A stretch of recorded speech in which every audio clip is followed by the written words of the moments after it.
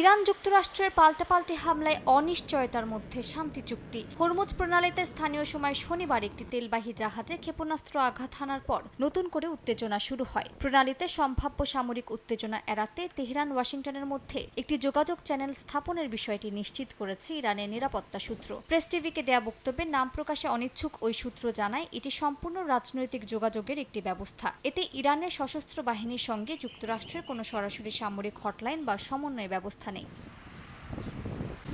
এর একদিন আগে ইসলামিক রেভলিউশনারি গার্ড কর্পস বা আইআরজিসির মুখপাত্র হুসেইন মোহেবি যুক্তরাষ্ট্রের সঙ্গে সরাসরি যোগাযোগ লাইন স্থাপনের খবর অস্বীকার করেছিলেন। তবে নতুন এই ব্যাখ্যায় তেহরান বলছে, রাজনৈতিক যোগাযোগের এই ব্যবস্থা কেবল অনাকাঙ্ক্ষিত সামরিক ঘটনা এড়ানোর জন্য। এটি কোনোভাবেই হরমুজ প্রণালীতে জাহাজ চলাচল নিয়ে যুক্তরাষ্ট্রের সঙ্গে যৌথ সমন্বয় বা নিয়ন্ত্রণ ভাগাভাগির ইঙ্গিত নয়। এদিকে হরমুজ প্রণালীতে জাহাজ চলাচলে কোনো ধরনের টোল বা অতিরিক্ত ফি নেওয়া হচ্ছে না বলে দাবি করেছেন মার্কিন প্রেসিডেন্ট ডোনাল্ড ট্রাম্প। ইরানের কাছ থেকে এমন আশ্বাস পাওয়ার কথা জানিয়ে তিনি সতর্ক করেছেন, তথ্যটি মিথ্যা প্রমাণিত হলে দুই দেশের চলমান আলোচনা তাৎক্ষণিকভাবে বন্ধ হয়ে যাবে। বুধবার সামাজিক যোগাযোগ মাধ্যমে দেয়া এক পোস্টে এই তথ্য জানান ট্রাম্প।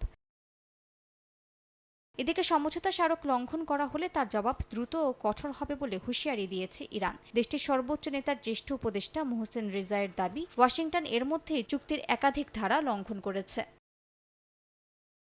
মালিহা সুহরওয়ার্দী, সময় সংবাদ।